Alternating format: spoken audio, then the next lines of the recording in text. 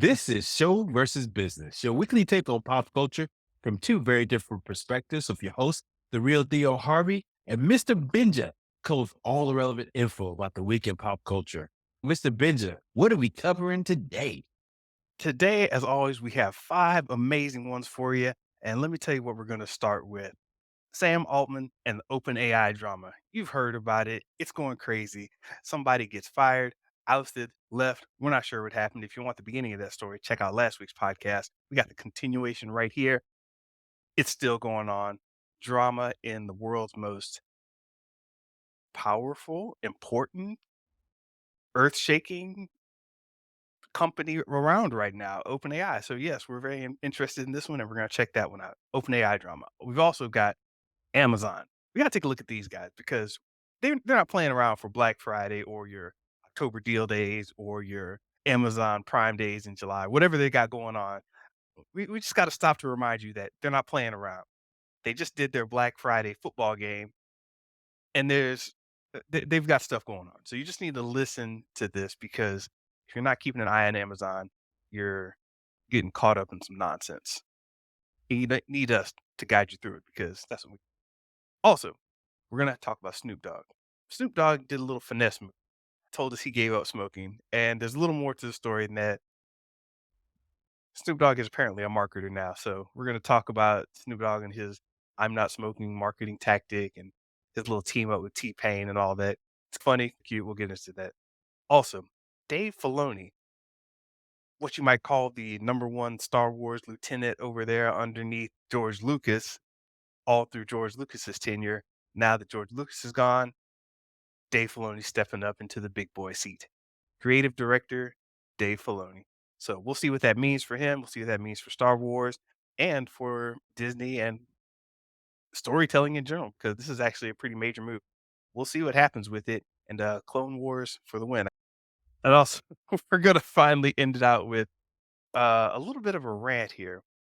Gary Vee made a prediction a while ago that this we were seeing the beginning of the end of social media. That was 4 years ago. And now I'm thinking about it, he might be right, and we're gonna tell you why.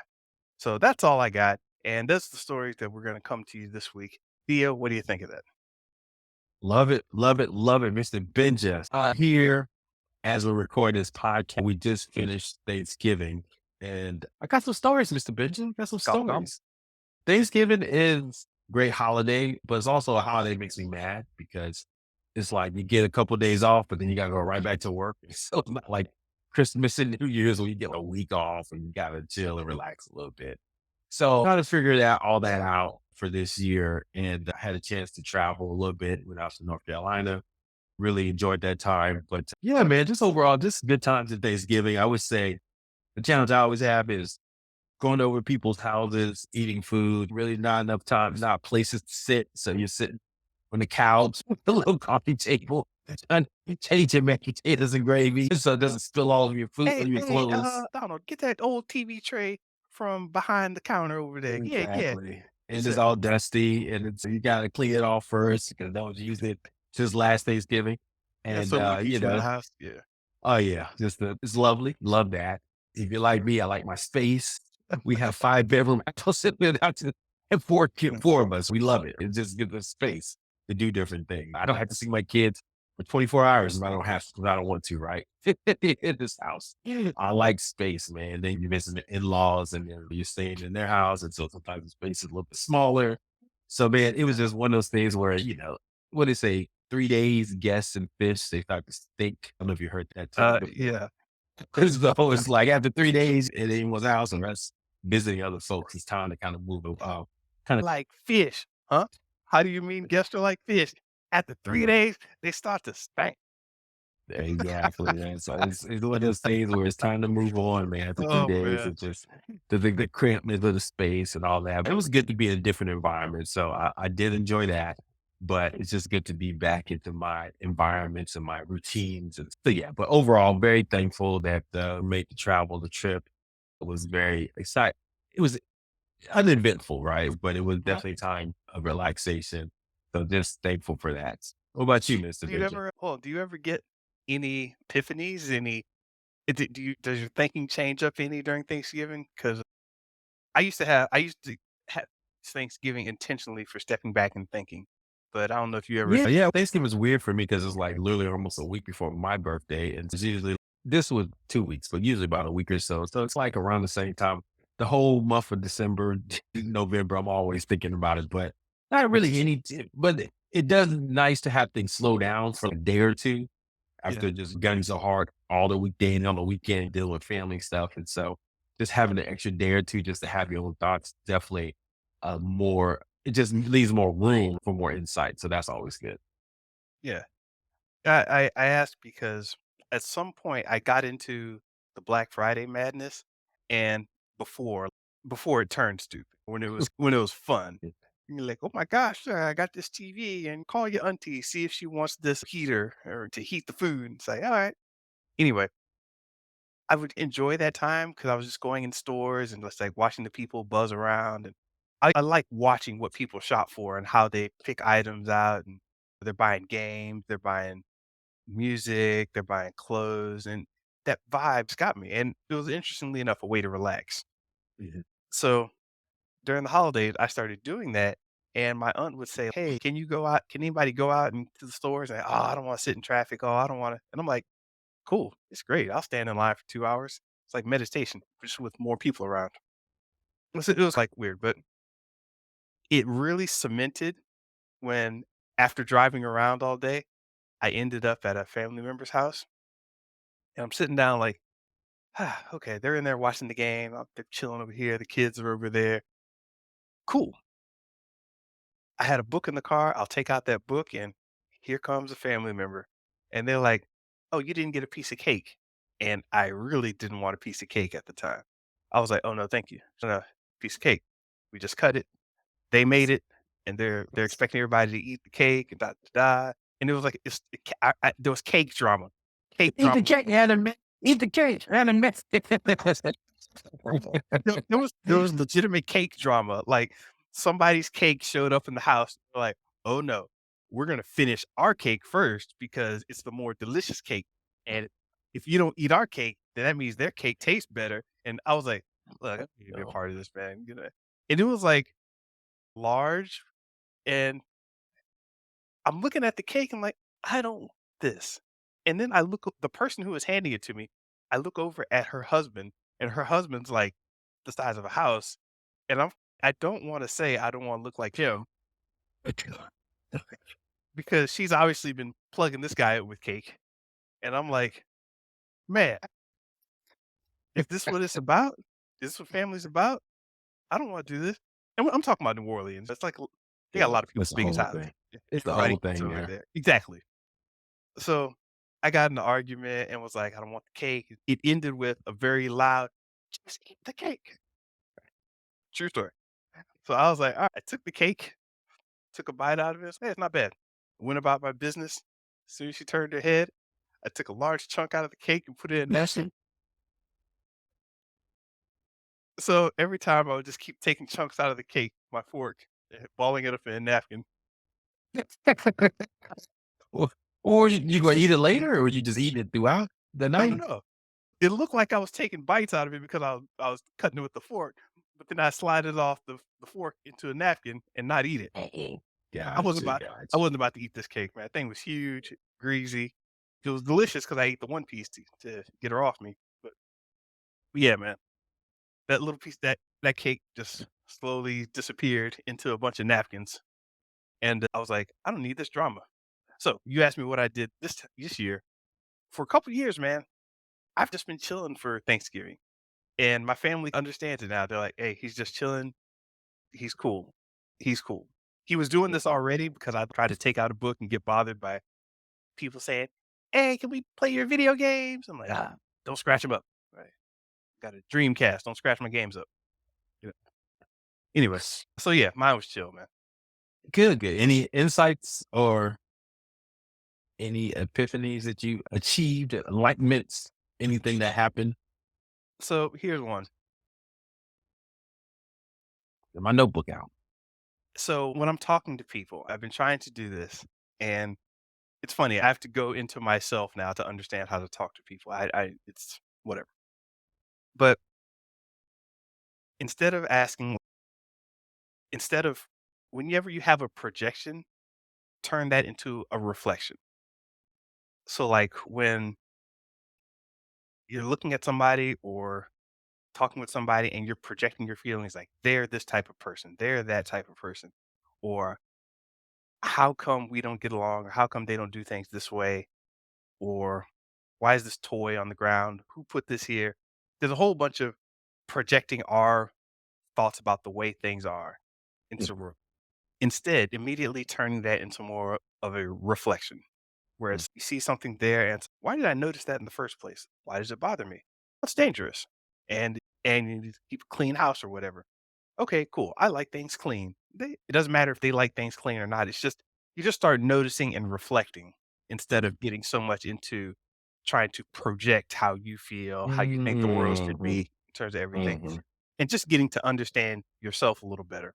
And So the way, so to your point, when you get defensive about something or you or react emotionally towards something, a lot of times you want to say something to other folks, you project it out.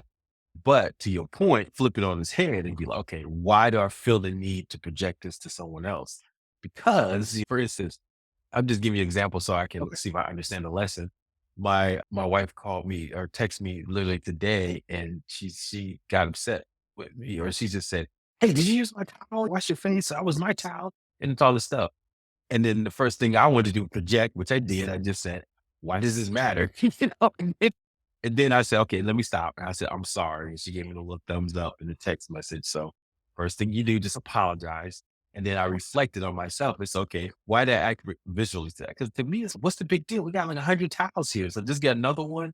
Now, maybe I just don't feel the need to, if I made a mistake, it's legitimate. I know my intention, but then maybe she didn't understand that. So I started to really, to your point, reflect more on why I did that. So is that kind of the hit? Is that kind of what you're saying? Just, hey, really understand why you want to project this out there, or why do you feel a certain kind of way about it, and to get more yeah, insight into yourself. yeah, exactly. The more insight into yourself, where you're not on this autopilot and then feeling that you need to necessarily, I don't want to say react, but play this role. You can step outside of yourself and just look at what's going on. And it's, oh, okay. Even if it did make you mad or you thought it was unfair or whatever you felt about it, that's all fine and valid and another set of feelings and thoughts to deal with. But just the act of stepping away from yourself and reflecting on what you're doing, where your energy is going, and properly addressing it or properly observing yourself, aka Mhm. reflecting.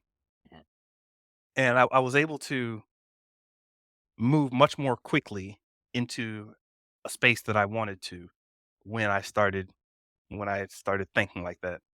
And it's something that's been bubbling up for a while, but I noticed myself starting to get into an argument on Threads, and I was like, hold on, let me step back a second. And I did the Doctor Strange astral plane, stepped out and just I just looked at myself doing this and I'm like, here I am. I'm trying to do X, Y, and Z.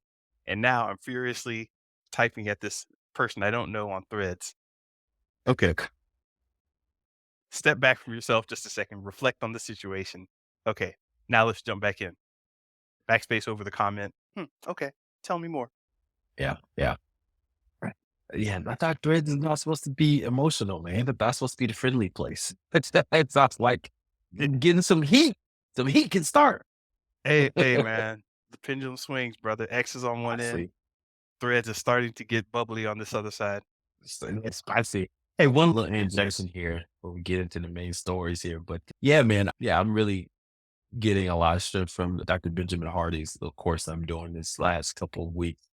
And just he talks about this as like how you frame everything is the key to life and success, man. You know, you can really learn to reframe your past. And a lot of times people want to think about regret or missed opportunities, that which is the same thing, or things that could have done or whatever, but just reframing that and looking at the positive things, really focus on those things that you did do that was right and that grew you. And that gives you the energy to catapult you into the future. And then also giving yourself grace And so when you give yourself more grace, then you start giving other people more grace for their mistakes because a lot of times people who are the hardest on you or other folks that they're probably 10 times harder on themselves. So I had that conversation with my wife and my business partner about that recently, and they both admitted, yeah, yeah, they're probably 10 times more harder on themselves. And I said, sometimes you need to give yourself grace. You did all you could in that moment. And I think a lot of people can get power from that. They understand that, look, I did the best I could at that moment, give myself grace, take that lesson I learned from it and grow from it. And sometimes you can even stories you tell yourself is really your identity and you can read change those stories. So it's really blowing my mind, like how you can reframe everything basically. And he's saying, look, you're not your talents or your skills. Those can be created based on what your goals and your vision is, right? Your vision and your goals. So whatever your visions and goals are and what is impossible, then you start developing skills and abilities to Yeah, do yeah, that. And that just changes your mindset. You're like, dang, I did that. What can I do? As opposed to, I'm good at marketing, I'm good at sales. I guess I could just do this. No, scrap all that. And so it's like reframing your future to be based on this goal, and that's changing your past, changing your present, and then reframing your present to change how you feel. So it gives you energy so you can go toward that possible yeah, future. So it is really starting here to my in my mindset where anything is almost possible because you're not shaped by any of it. It's weird. And so yeah, I'm getting some a lot of insight into this. Still I still have issues a little bit with trying to because you really want to connect to that future self, you see it, you believe it, and you become it, you feel it. But sometimes when that future self seems so almost transmutable and you don't really see it too well, it's hard to get connected to it. So I'm trying to figure out how to get to that next level. But I definitely feel like I have a good understanding of how to reframe the past a lot better. And so that's yeah. helping me now. And I didn't think about this when I was having the projection epiphany, but yeah, that may be actually a good way of looking at your future self just by taking a moment and really practice stepping outside of yourself. Mm, Like, I've got to, with no judgment, just hold up, step back. yeah. Okay, that's not me getting upset. That's somebody who's gotten upset over these things, but that's not Mhm, truly me. I don't exist in mhm, this one moment in time. I exist all across my timeline. When I was young, that was me. In the future, that's me. All of this is me. So, mhm. from that point of view, stepping back and looking at Mm. one single instance. There's a book that talked about that. Man, it's The Impartial Power guy? Observer. Oh, That one, that's another one, but it's The Impartial Observer. And it was like the same guy who wrote Adam Smith, okay. Wealth of Nations. He wrote a little known book and it was about something similar where it's talking about how to live a better life. And he talked about power, how you think about yourself as have this impartial observer. And to your point, that could be like your future self or whatever, which just stands outside of time and has no judgment on your actions. And it is what it is. So what are the facts here? And so that way you can get beyond the emotional aspect of it and get to the real root of the issues. And so it's hard to do. Emotions are there for a reason. You just, oh man, Yeah. I don't want to, I don't know. I'm just reacting. But I think the power of reframing, I think there's two things, right? Obviously, you want that distance between reaction and action. Meditation helps. That's what I've seen or other stuff to just Yeah. pause you from reacting. That's in the present, but in the past, you can start building those skills now by just thinking about all the positive stuff. And that's what Dr. Benjamin Hart is having us do all the time. You know, what are the 10 things that were, what is the 10 years ago? How have you grown and empowered? In the last year alone, how have you grown and empowered? In just this last 7 days, what have you done that empowered you? And so it's, you're filling yourself all these different ideas and visions. And so it becomes almost, wow, I've done a lot and you didn't realize it. And it's not just actions, but it's also emotional changes that's evolved you. And so yeah, it's very powerful stuff and definitely highly recommend everyone go through some of these trainings from Dr. Benjamin Hardy. But it's definitely opened my eyes to what's possible. And yeah, man, it's almost like anything's possible. Anything is possible. That's right. That's right. Anything is possible. Even drama in the world of open AI. And that leads us into story number one. The open AI drama continues with Sam Altman ending up back at OpenAI. We thought he was ousted. We thought he was leaving. We thought he was with Microsoft, but suddenly he's back. Theo, what's going on here? Mr. Benjamin, we talked about this last podcast. And so do you know the how OpenAI started? Have you heard that story before or how it began? I think we talked a little bit about it. Refreshes. Yeah, it's basically Sam Altman, Elon Musk, a couple of luminaries in the tech space. They said, hey, AI is so powerful. It's going to be so powerful, revolutionary. We can't let this technology fall in the wrong hands. We can't let Apple or Facebook create artificial general intelligence, which is the golden grail for basically artificial intelligence that's almost like human level and that can excel beyond our intelligence, right? Yeah. Pretty rapidly. And so we have to create some kind of entity that can protect us from falling in the wrong hands, like Super Friends, right? You don't want that technology falling in the hands of the Legion of Doom, right? We hope Super. Yeah, we should make that picture. It's just a must with the Superman cape on it. Sam Altman. They didn't want to fall in the wrong hands, and so they create this nonprofit entity, OpenAI, to help protect humanity from the ills of we're gonna think about AI so it doesn't harm us and all this stuff. Think about the issues of alignment, all that kind of stuff. Fast forward to last year. Yes, all this time it was building, but really last year was when it all blew up. ChatGPT got launched and just basically 100 million users in less than a month and just really shown people the power of what AI could do. And then now we have this AI gold rush. And Sam Altman, who came, let's be honest. Now, yes, yeah, I'm a saint. I want to build a better humanity and build AI that's better for humanity, but he is a capitalist. Let's not get it twisted. He was actually, before he joined OpenAI, he was a part of one of the biggest accelerators around. Shoot, why am I drawing a blank right now? But what's the big accelerator he was part of? Y Combinator? Yep, Y Combinator. Thank you, Mr. Bridger. So he was running that. So he's all these. So he is a before that he ran companies. So he's a capitalist. Saw the moment, saw the opportunity to commercialize ChatGPT, got big money, including Microsoft, billions of dollars, $10 billion, and that was moving forward. And then something must have slipped the loose, but he forgot that this was really a nonprofit entity that was in control of a for-profit arm. So from a corporate governance standpoint, the nonprofit board members had control of how this is going to be operated. Right. And so that's where all the schism started. So you had the board members who really had, I think a lot of them didn't have any financial interest in OpenAI, which is purposely, right? So Yes. they wouldn't be at cross purposes, fired Sam Altman. We saw that the fiasco that went there. Again, he's a capitalist and the employees are capitalists. And so they feed their shares. And we see Microsoft trying to get in where they fit in. And so everybody who's got billions of dollars at stake are trying to protect their interests. And they think Sam Altman can get them there. But then he's hamstrung by this board. And over the course of the last couple of days, right before Thanksgiving, Sam Altman was there. He was left. He came back. He was at Microsoft. So he's officially back. But in diminished role. He's no longer on the board anymore. And they did replace some of the existing board members, but they left one board member there who was from the original crew that fired him, and they replaced him with two other folks. But that nonprofit board structure still exists, right? So that has the control of the entity. So, Mr. Benja, I said all I to say is, oh, and one last wrinkle in all this was that right before he was fired, did you hear about this?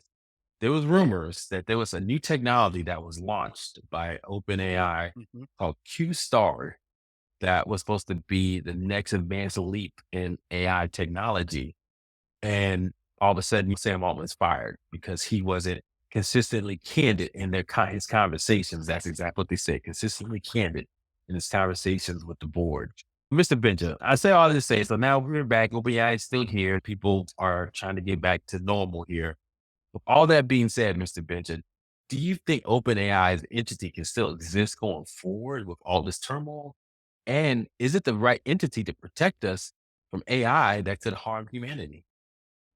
It's to me, it always felt like the nuclear kind of argument. It's, "Whoa, whoa, nuclear weapons, dangerous. We better be the only ones who have them to make sure nobody else runs amok with them. But we'll have them, we'll keep them safe." It's you always see this in any survival drama. It's, "Whoa." there's a gun there and nobody else has a gun on the island. I should hold the gun to keep it safe. So all y'all can stay in line because I got the gun. That's what it feels like with a lot of this AI. It's like, all right, AI is going to be controlled. It's going to be controlled by us because we got the money. Microsoft's over there. They got our back. We're going to be the ones holding all this power. Can it survive? I think at the very least, it'll survive by name. So you just have this concept of OpenAI that they can always push out front, no matter who's running the strings behind the curtain. Like you were talking about Microsoft and the not Microsoft, the for-profit angle, right? It's like they're making all these little they just released their own, "Hey, you can make your own GPT." And everybody's got all these plugins that they can buy and stuff. It's like, how do you set this up? How do you charge for it? It's okay. They might not be making money directly, but you can set up this whole licensing, profiting scheme from the whole thing. As I said, the OpenAI thing just seems more like a not a front to me, but like nice face. I It's don't know. a front. You Is that what you said? It's just got that scamolition. I commend them. They're trying to do something different. But when you got billions of dollars at stake of venture capitalist money, and you see the revolt, even with the employees, they revolted, right? Because they have stock involved yeah, in this now. The capitalist motive is so stronger than who cares about humanity, this nebulous term, when I care about my human self making money. Right? So it's there's no alignment. Oh, I had this epiphany today, man. The same issues with OpenAI is the same issues they're struggling with AI, which is alignment. There is yeah, no alignment from the capitalist motive to saving humanity. And that's why it will never work. And so to me, I don't know if they can get alignment with AI. If they can't even solve AI with human beings to get yeah, them aligned, can they get for those that don't know, alignment problem is basically what they're trying to figure out as the AI becomes more and more sophisticated and more intelligent than us, how do we ensure that their values are aligned with our values? Basically, make sure that our values are that we want to stay alive. AI doesn't kill us, right? yeah. And so they're trying to solve for that. That's the big issue. Whereas I don't think they've even solved alignment issues when it comes to capitalism versus saving humanity. Yeah, and does it and that also brings up one of the things they were saying about the possible schism and that candid line they had. Is it because Sam Altman and a lot of his followers wanted to really push the system to go fast and quote unquote break things to make a Facebook term? They didn't want to just blaze on forward and it's, hey, casualties be damned. I'm blazing forward with this technology. Or you had some people on the board, hold on now, let's be safe. And it's like, safe? Man, my wallet needs to be safe. Shut up. Get out of here with all that safe stuff. I think that was some of the discussion. I don't know how much is verifiable or what you've heard, but I don't know. How did that play into it? Definitely. There's this whole rumor that what's it called? Altruistic, was it man, what's the term? The EA altruistic movement. The Sam Beekman freedom movement, right? That everybody was saying the goal for this movement was to uh, uh, was to basically make as much money as possible so they could solve all the benefits of humanity. And this is one of the things that everyone's trying to push this big, almost religious movement within Silicon Valley to figure out how to solve these problems. But the way to solve these problems is you got to make as much money as possible. And is that is one of the things is so are they pushing Yeah. AI so they can profit from it? But at the same time, is its benefit and the humanity if they do push it. So it's hard to get that good balance. Did you hear Kevin O'Leary talk about this? Like that No, what did he say? Kevin O'Leary, one of the sharks from Shark Tanks, Mr. Wonderful, right? He said somebody asked him in an interview, they're like, well, we've got this whole wealth disparity and it's causing a schism in society where you got people that are super poor and then you've got like the Bezos, Zuckerberg, oil oligarchs or whatever. You've got these unknown people in the Federal Reserve that there's so much money versus so little money. And she was bringing it up as a problem. And Kevin O'Leary was like, whoa, whoa, whoa, whoa. That, that should, that divide, that, that chasm should grow even larger. He was saying that we need people with way more money way, way more money and people with way less money. And he said, inevitably, that person with way more money will drag everybody forward, Mm, and it doesn't matter how bad they feel, they're going to be better off. And it was an interesting thing because I'm like, okay, now that might technically be true, where if you didn't have fresh drinking water and didn't have toilet or whatever, but now you do. But then this other guy is taking trips around Mars and laughing it up and beaming it down to everybody on Earth. Look at me, I'm on Mars, yeah. Does that make you feel better, even though you got clean water and you didn't before? You know what I mean? So mm, it was an interesting argument, but he was like, "Yeah, it doesn't matter how they feel. Make more mm. money." Yeah, and the term is effective altruism, so I want to get it Okay. right. And EA, right? yeah, EA, and it's a social movement using evidence and reason to figure out how to benefit others as much as possible and taking action on that basis. So basically, in other words, Sam Beekman-Fried, who just got probably gonna be in jail for the rest of his life, he's the EA advocate, and so the advocate is doing what he can to make as much money as possible. But the challenge I have with that argument is these guys almost trying to be everyone's mommies and daddies, right? Dictating we know what's best, right? Because we're smart, and it's almost because we made so much money. Ergo, we know what's best for humanity, right? Which we all know wealth does not equate that you have the answers to solve society's ills. In some cases, Yeah. you just got lucky, and so now Right. Yeah. we're relying on you to guide, dictate what how humanity's going to be saved. And so this EA movement within Silicon Valley is really starting to show its head. It reared its head under the crypto movement, and now it's rearing its head under AI. And so I don't know. And so it's what are their ultimate goals for humanity? And it doesn't look good, man. It looks like a lot of those dystopian future books and movies that we always Yeah. read. Yeah, it's really weird. I was in the valley in the early 2000s and seeing all this, and I didn't get the hate for the tech bros, but now that I'm removed from it a little older and I can step back and see like I do, then it's wow, the some of the tech bro mentality, I see it a lot more clearly now. But, I know we want to move on, but I oh, think oh, to your point though, I think we were all more Pollyannish, right? We were almost optimistic about technology in the early 2000s. Oh, look at this, a browser. I remember literally being in your room when we learned about Netscape blowing up. yeah. Like we just, oh, what's this? And we got super excited, man. It was like, look, I don't want people to think that it was always shit. There was moments where generally joy and Oh, excitement no, about yeah. the future possibilities. But to your point, that's been corrupted over and over again, where we're almost cynical, right, about this. And new generation, I think that growing up, I think they're born cynical because they understand probably more intuitive because it's all they know. But they know that just like anything, you just can't trust a lot of that stuff. And I don't know. It's gonna be interesting to see what happens.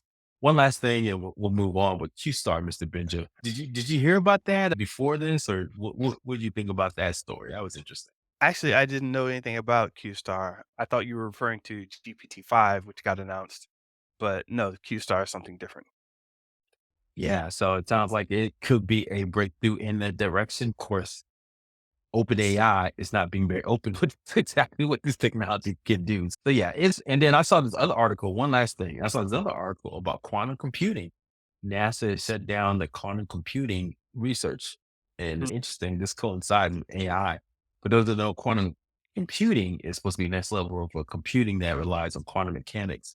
And the thing about that is, traditional computing typically stood for what ones and zeros, right? So you can have one, two states mostly. So yeah, everything's based on this two-state kind of architecture. Quantum computing, you got almost infinite states. You basically can pack so much information, and in some of the states where it can exist in the same state at the same time or yeah, position. So it's like you can pack so much more information in just one piece of cork or whatever. And they got scared too. So this is a very interesting time, man. There's some technology that maybe what 10 people in the whole world truly understand between quantum computing and AI, and they're going to shape the next 30, 40 years, shoot, 100 years of humanity. Crazy. yeah. It was either in the dynamics of software development or Code Complete, one of those Microsoft Press books I got on the shelf. But it was like nobody really understands what's going on in the code at any sufficient level of complexity. And when I say sufficient level of complexity, if you make like the smallest video game, at some point you're very easily, yeah, I don't know what's going on in there. It just happens to do its thing. So And this is before AI, right? this was written before I got out of college, dog. So we're talking like late 90s. They were like, yeah, nobody understands what's going on in a computer. They just work. Oh, man. All right. Not the scary one, but yes. But be scared. Be scared of Meta, man. They're all in my business now. I don't know what to do about this. So anyway, story number two. Amazon is not playing with your Black Friday. Amazon is here. They did the Black Friday thing. People were going nuts over how much was spent on their big Black Friday football game. Basically, they've got their own football game now. And everybody can say, "Hey, what are you doing this Friday?" 'Cause I'm gonna watch the football game on Amazon Black Friday game. I don't know. I haven't been into sports really big lately, but the idea that Amazon's got all your watch information and watch data and can feed you very specific content based on how you watch. This is something that the Super Bowl hasn't had. This is something that Monday Night Football doesn't have in this way. Only Amazon has it because they're watching you stream. They've got your account. They know what your habits are. So this is a whole new level of let's pump money into this. And Amazon's doing other things, but Theo, well, let's start off with the Black Friday one because this is what we started discussing it with before the show started. Yeah, man. So high level Black Friday this year, let's see, it was spending popped around 7.5% above what it was a year earlier. So it reached almost $10 billion in the US, which is a record. A lot of people spent a lot of money on Black Friday, Mr. Benjamin. So there you go. It was one of those things, and just in general. Is it pent up demand? I guess inflation is not hurt. It is hurting people, but I'm feeling it. I don't know about you, Mr. Benjamin. We'll talk later about the streaming services I starting to cut off. I'll get to that point. But anyway, I digress. Yeah, so Black Friday was, growing. But 2022, I guess in the 2022, people felt some inflation, but made it so like they can spend a little bit more. So maybe that was it. But Black Friday in general, Mr. Benji, I mean, I was on a plane at the time when it was on. I was trying to watch it on Amazon, but yeah, they had the QR codes popping. They had everything going. They were black. You just had to watch it was playing too. They should have had the Raiders, man. Who was playing? It was the Jets. What's the wrong? I think it's the Dolphins? Jets. Yeah, Dolphins. They should have the Raiders, man. They should have had the team that dresses black. So that would be really cool from a marketing standpoint. But yeah, I thought it was success. Sure, it wasn't a good game. It did what it's supposed to do, and guys watched it. And that's what's about attention. And so now, you had the commercials that was showing, you had the QR codes, you had little side things pop up for what little I did see. So yeah, man, very interesting. I know you saw what Gary Vee talked about on CNBC and other places. I mean, what was he talking about and what was his vision of what this is going to do this year? He was basically saying that with the Super Bowl and other big sports events, you don't know who's watching and you don't know where they're watching from. Mhm. It's just this thing that happens. Suddenly, with Amazon, you can really tie into okay, we're talking about a huge sports event that's streaming. What does streaming do differently? They've got your information on your internet service provider, they've got your account, what else you like to watch, they've got your purchasing habits, they've got what else do I do with Amazon? They've got your live, if you're on Twitch, how many people were on Twitch that watched this game? Or is there a correlation between communities? Or is there not a correlation between communities? And this is a big thing about having all your data and being able to figure out who you are and what you can do and how we can sell to you. And not just how we can sell to you, if we were talking about the Big Brother thing a while ago, how we can influence and control you and coerce you to do things. So this is just an interesting step in terms of taking a lot of the mainstream and pulling it back down into the streaming world because sports was one of those last things that was existing completely in the analog linear TV world, or whatever you want to call it. So that was his basic idea. That's hey, listen, now we can sell you things. We know that we might be able to tell that you switched your browser to something else during halftime or whenever this happened, or when you saw the QR code we saw that this many people hit the QR code. It's okay. Why did this many people follow that QR code when we posted it as opposed to this one. Data analytics gone crazy. And yeah, this is an interesting tie into commerce also, where it's not just a family event. It's now like a family financial event of sorts. Yeah, I just say Amazon, all these folks is evil. I'm realizing that more and more, man. Because look, it was great when there was money was flowing. I'm not saying money was cheap. Let's just put it that way. Inflation causes money to borrow money a lot more expensive. I'm noticing now, whereas credit card companies, they're just being more stickler about a lot of different things now, and they're trying to make sure things are paid on time. They reach out to you more frequently on text messages. So it's just a lot of things are just getting tighter. When it was easy to buy stuff, when the inflation periods were a little bit were easier, when we had zero inflation, money was easy to borrow.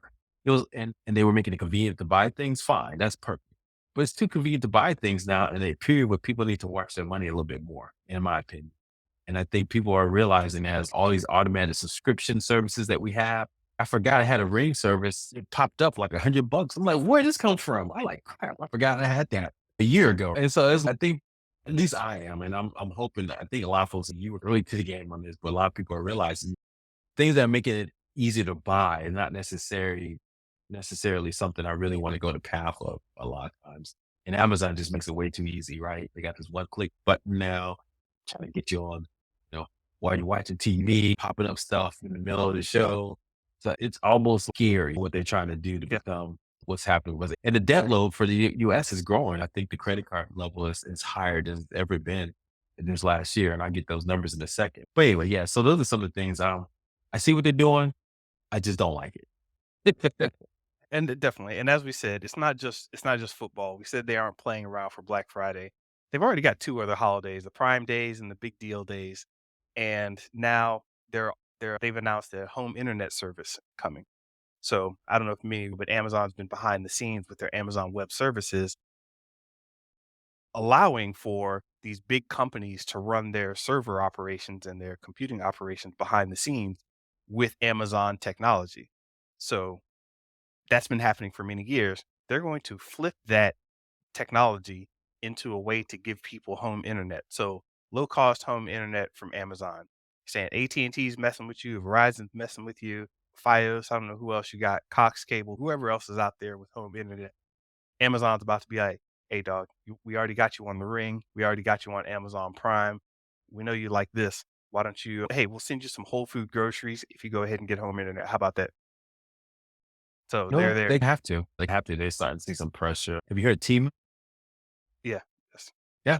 Temu, obviously from China, has a lot of deals, a lot of discount deals and coming for the Amazon market. So Amazon Yeah. has to expand what services they can offer, right? To your point, that food services, car services, they talked about healthcare, right? They're going to offer $9 healthcare, right? For Oh, people who yeah, need yeah, the access to healthcare. telehealth.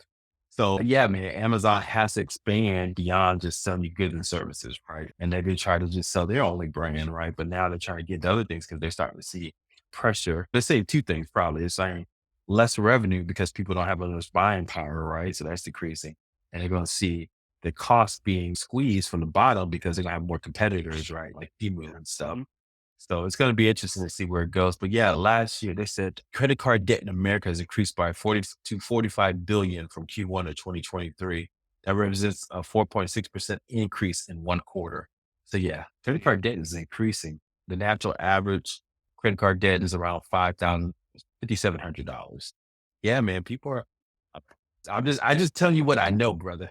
So, brothers, I think a family of four, homeowner, living the American dream is hard. It's a Oh, lot. and really quickly on the sneak, Amazon is pushing AI hard on the sneak. So if you go to a lot of your product reviews, they'll have AI reviews there. Mm. And Mm. it's sneaking in there, man. I'm telling you, they're gonna have a little virtual salesman pop up. Hi, my name is Bob, the virtual salesman. I know you want this. And you're like, Oh, I don't do. get me started, man. They got these video influencers that pop up talking about the product got now. So anyway, we digress. The Amazon, Yeah. the devil. Oh, Story number three. Absolutely no transition there, but story number three. Snoop Dogg is giving up smoking. Did you hear about this, Theo?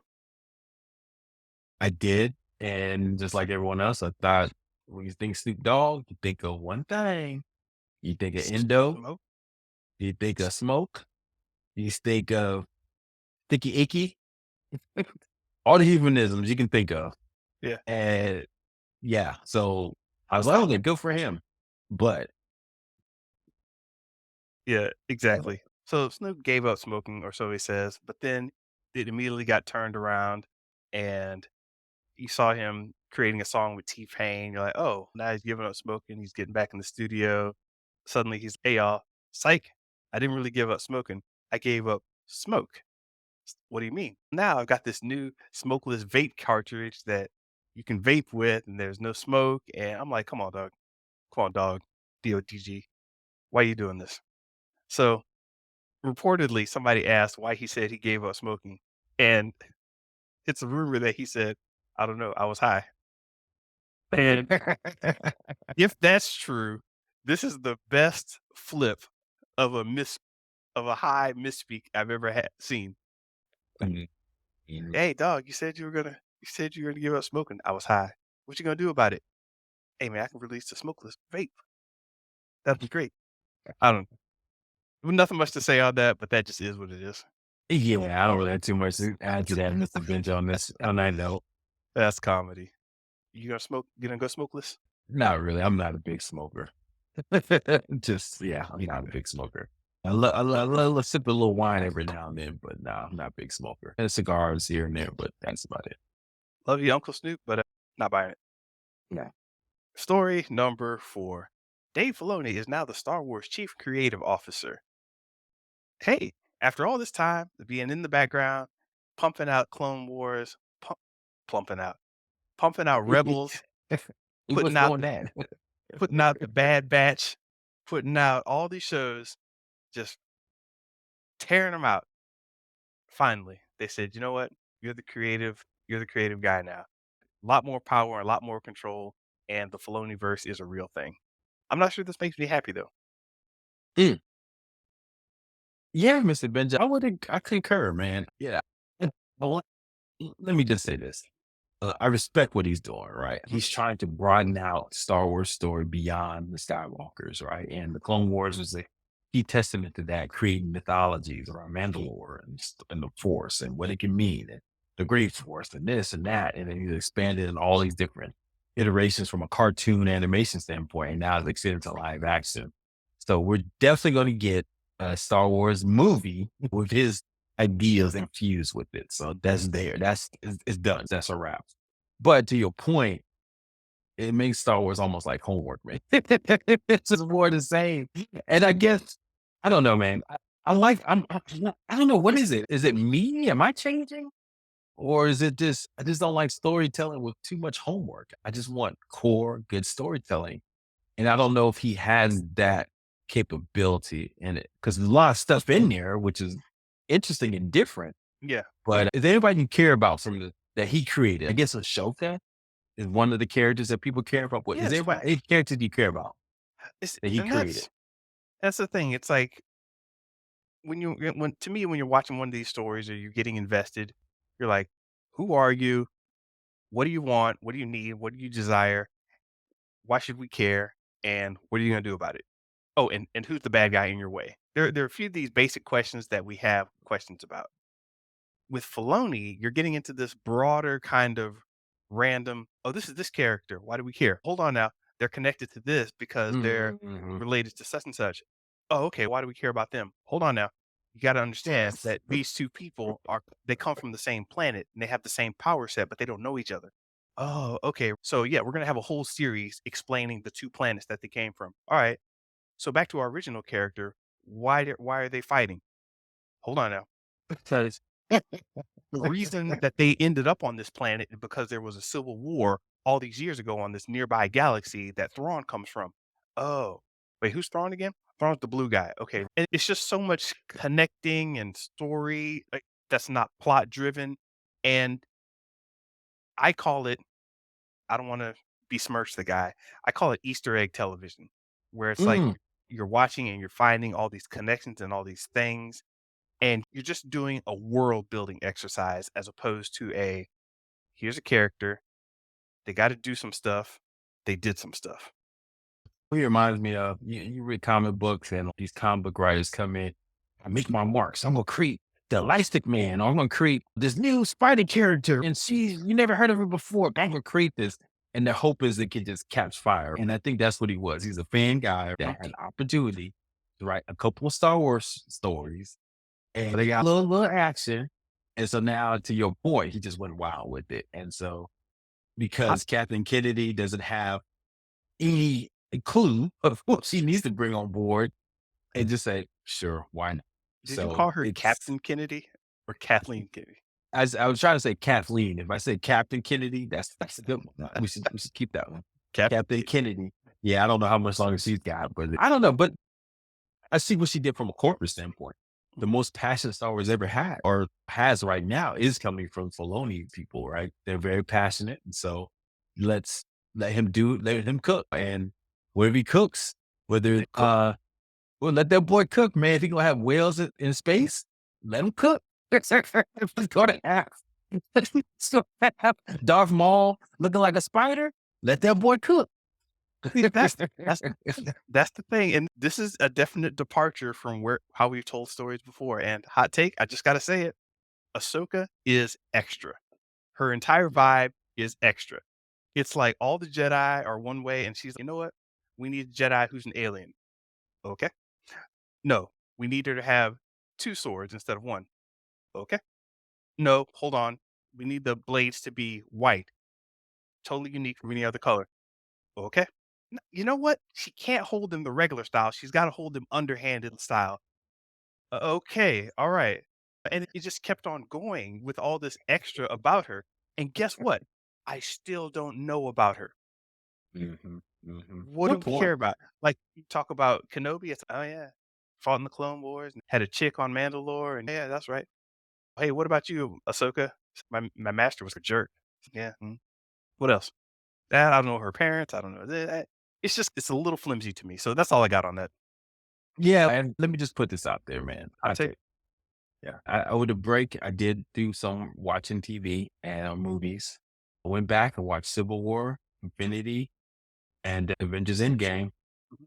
I think those are pretty good. That's solid.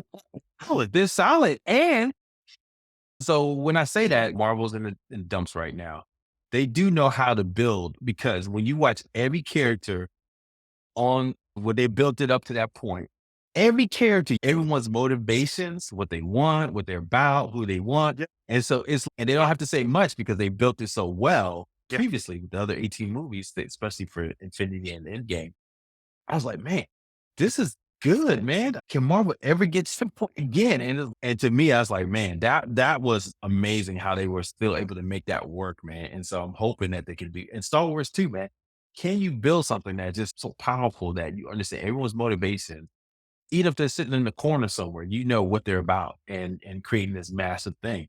And I don't know if they can, I don't know. Is that a one time thing? I don't know. It's hard to do. It seems like it's hard to do because Star Wars hasn't done it yet. And what 3 movies and all these TV shows? MCU seems to lost the mojos. I don't know, Mr. Benja. It's tough. Tough to build these things. Yeah, something we're gonna have to think about later. Because right now we're gonna do our shortest story ever with story number 5. Is social media did. Long time ago, Gary Vee released this thing about you need to be making 50 to 100 pieces of content. And in there, he said you need to be making that because you're setting up your story. And basically, this is the end of social media as we know it, and it's starting to die down. And I think he's right. Go. Keep going. Yeah, That's no, it. no, we think he's right. It's done. People are making content now and not so much making connections with people. And that's where the big crux comes in at TikTok, Threads, X now. It's all about making these random pieces of content as opposed to connections. So now people are going to be breaking away from social media and going into more community based forums, whether that's Discord, school, circle, or whatever else. And we don't know what form that's going to take yet, but we're seeing the beginning of the end of social media. Love it. That's our rant, guys. I love it. Let's do it. All right, everyone. Thank you so much for listening to the podcast. Yeah. Look, if you like this stuff, please subscribe or like, comment. at Show versus Business on X/Twitter, YouTube, Instagram. We got a lot of good stuff there on Instagram and YouTube. Go listen to us at Spotify for the whole podcast, iTunes, or wherever else you listen to podcasts. We also have a website. Go check that out too to see the latest and greatest there. Mr. Benja, have a good one.